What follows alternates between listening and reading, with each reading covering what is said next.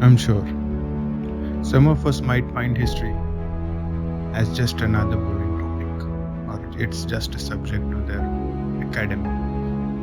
But believe me, whenever history comes along with some mythology, or you try to know some mythology behind it, it definitely adds some interest to the history.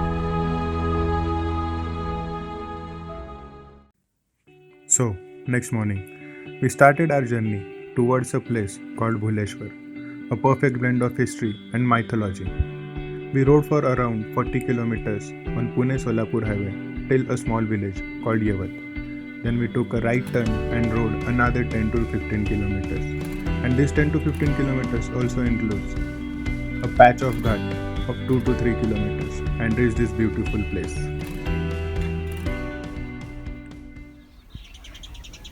On reaching here, Mother Nature was welcoming us with the sunshine peeping through the branches of trees and spread across all over the horizons with the chirping sound of birds.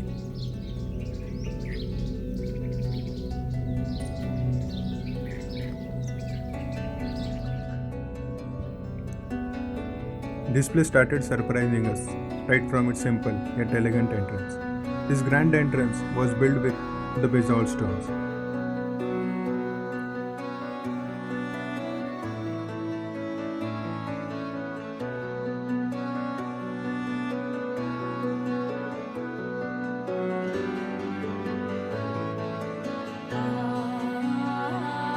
And there was no way we could ignore these two darbars, shining with the bright sunshine all over it. The sound of this huge bell, even that was too much melodious.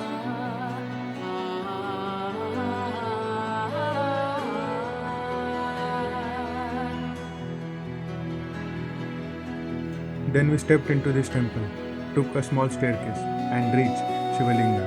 We were amazed and felt blessed on seeing this. The Shivalinga was decorated with white and yellow flowers all over it.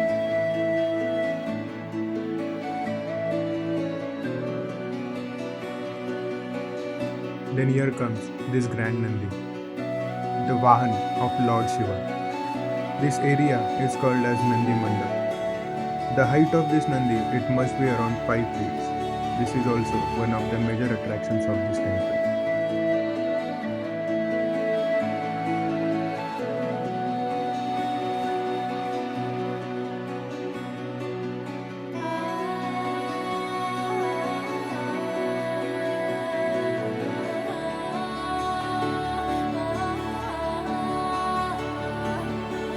If you see, you will find many carvings carved all over the walls of this temple. And these carvings tell you stories from Ramayana to Mahabharata if you observe them closely.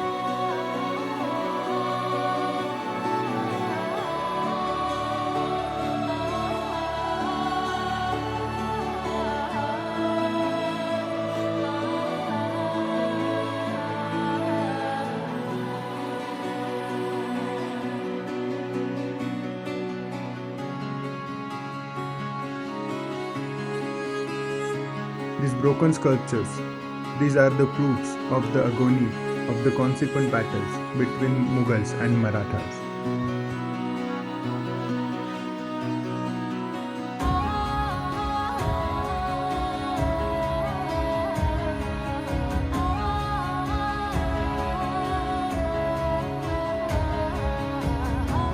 The architectural knowledge of people that time left us speechless.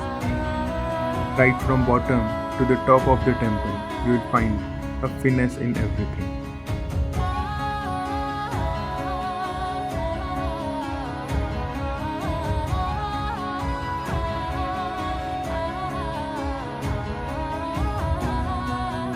Just look at this. The way the sunlight enters and makes the entire area shine and light is just marvelous.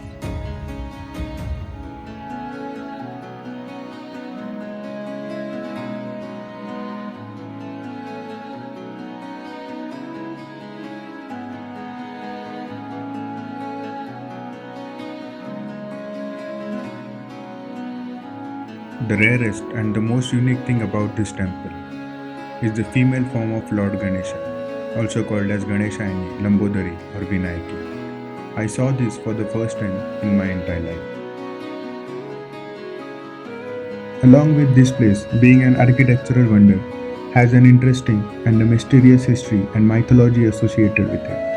According to mythology, it is said that this is the place where goddess Parvati danced for Lord Shiva.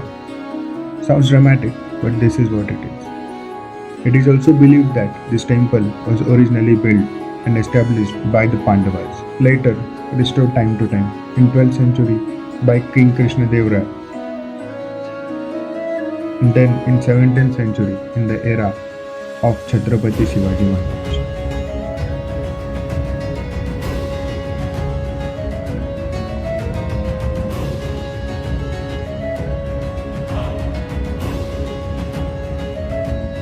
You will also notice that the shape of this temple is somewhat similar to mosque. This is just to save them from the Mughals and the foreign invaders who were trying to destroy such places.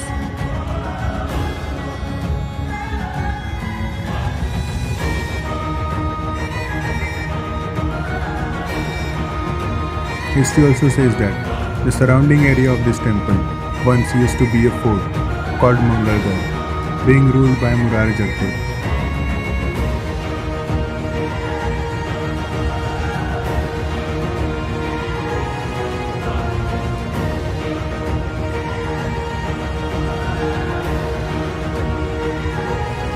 And finally, it was time for us to leave the history behind once again and get back to the concrete jungles.